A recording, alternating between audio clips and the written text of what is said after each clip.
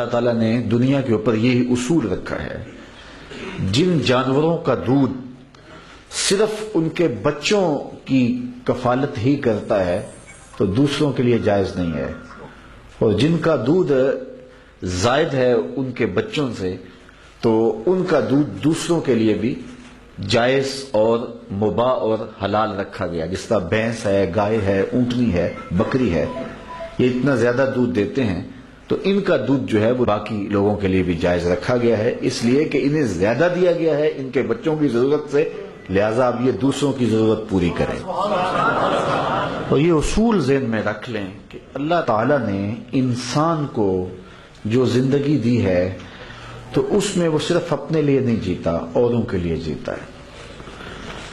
آسمان سے می برستا ہے تو اس می کا فائدہ آسمان کو نہیں ہوتا، زمین کو ہوتا ہے۔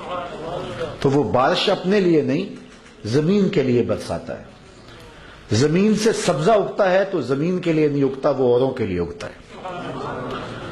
اور وہ سبزہ، وہ درخت، ان کی چھاؤں درختوں کے لیے نہیں ہوتی ہے، وہ اوروں کے لیے ہوتی ہے۔ درختوں کا پھل درخت خود نہیں کھاتے، وہ اور لوگ کھاتے ہیں۔ تو جو شخص دوسروں کے لیے نفع بخش ہوگا، مخلوق خدا کے لیے نفع بخش ہوگا، دوسروں کے لیے فائدہ بخش ہوگا، وہی زندگی کی حقیقی مقصدیت کو پانے والا ہوگا۔ اپنے لیے سارے جیتے ہیں، اوروں کے لیے جینے والا ہی خوش نصیب ہوتا ہے۔ رسول کریم نے ارشاد فرمایا کہ ما وضع فی امرہ فہی صدقہ، جو لقمہ کما کے تم بیوی کے منہ میں رکھتے ہو اللہ کے نزدیک وہ بھی صدقہ لکھا جاتا ہے۔ جو اپنی بیوی کی تم نے خدمت کی ہے، اپنے بچوں کو تم نے جو کھلایا ہے، وہ بھی صدقہ ہے۔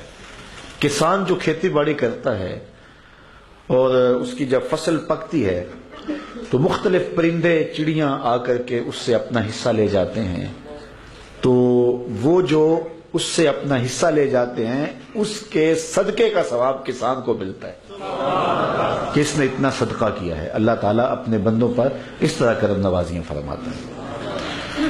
تو ہمیں یہ مقاصد پیش نظر رکھ کے اپنے کاروبار کو بڑھانا چاہیں تو بڑھا لیں، لیکن اگر مقاصد دوسرے ہو گئے تو پھر ہمارا جو کاروبار ہے وہ ہمارے لیے ایک حجاب بن گیا۔